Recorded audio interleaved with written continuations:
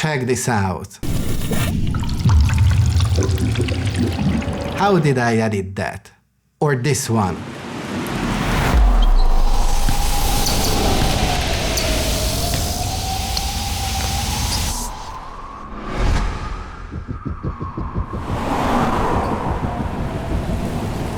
Wanna learn the secrets and lessons learned? I will share everything since this is the project why I switched to DaVinci Resolve from Final Cut Pro and Premiere.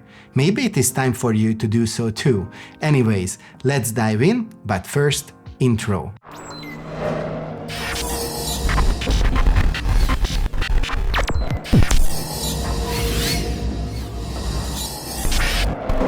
What's up everyone, Peter here.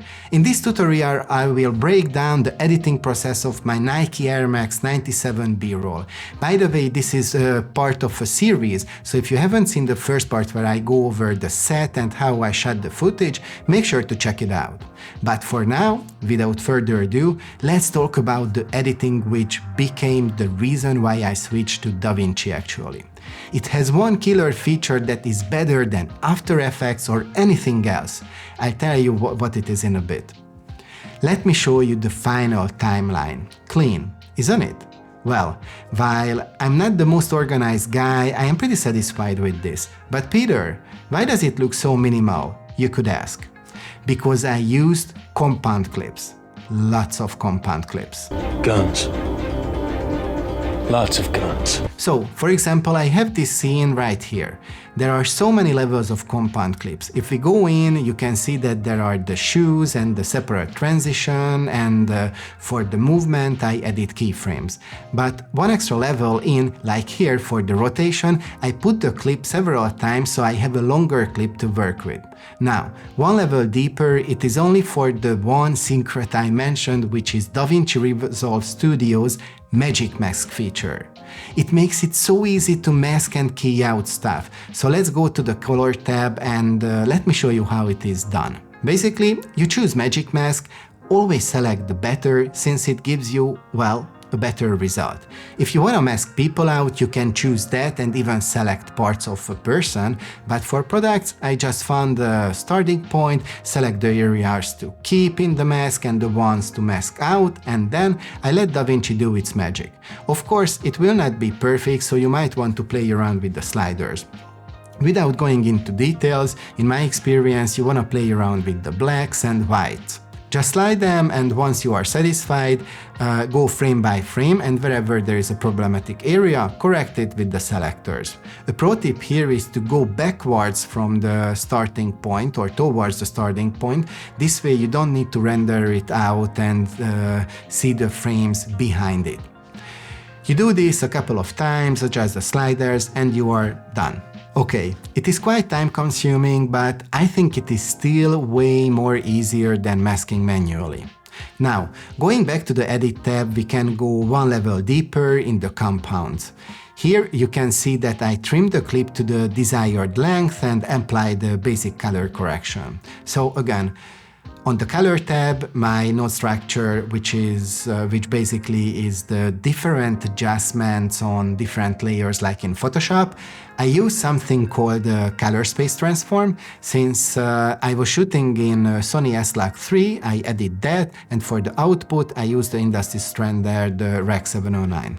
And this is one example of the timeline. If you like it, show it by smashing the like button. Let's check another one. Here I had two identical shots, but I needed to track the motion and add the transition, plus the glowing effects. Of course, I need to incorporate keyframes as well for the transition at the end. So here, on the final timeline, all you see is the end result and the transition between the two clips. Here, I only use keyframes, but if we go one level in, you will find the fusion clip. Let's check it out.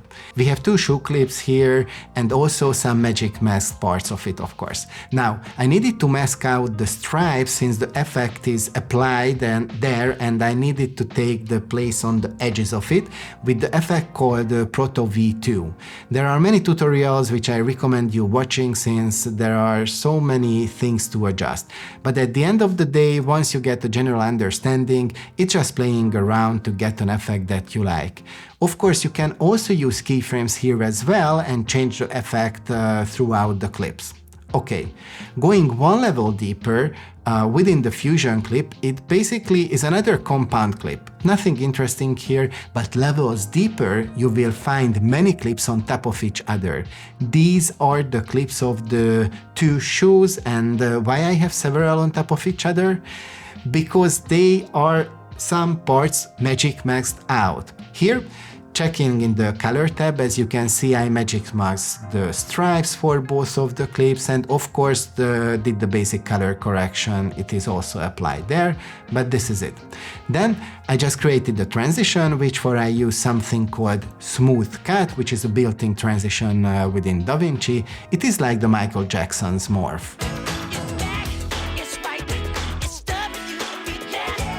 It works the best if the two clips are similar.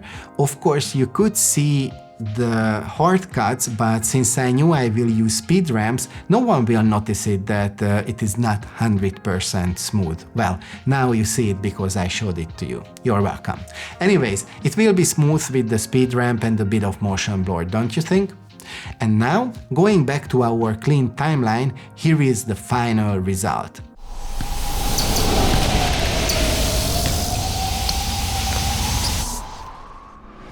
How do you like it? And the structure? If you do, please show it by smashing the like button. Done? No? Do it! Please, for the sake of the YouTube gods and to help me out. Before we say goodbye, there is one thing I need to mention. It is the sound effects. You can have the dopest shots and edits, but if you don't add that extra spark to it, you are missing out. To prove my point, here is the full B-roll, but only with sound effects.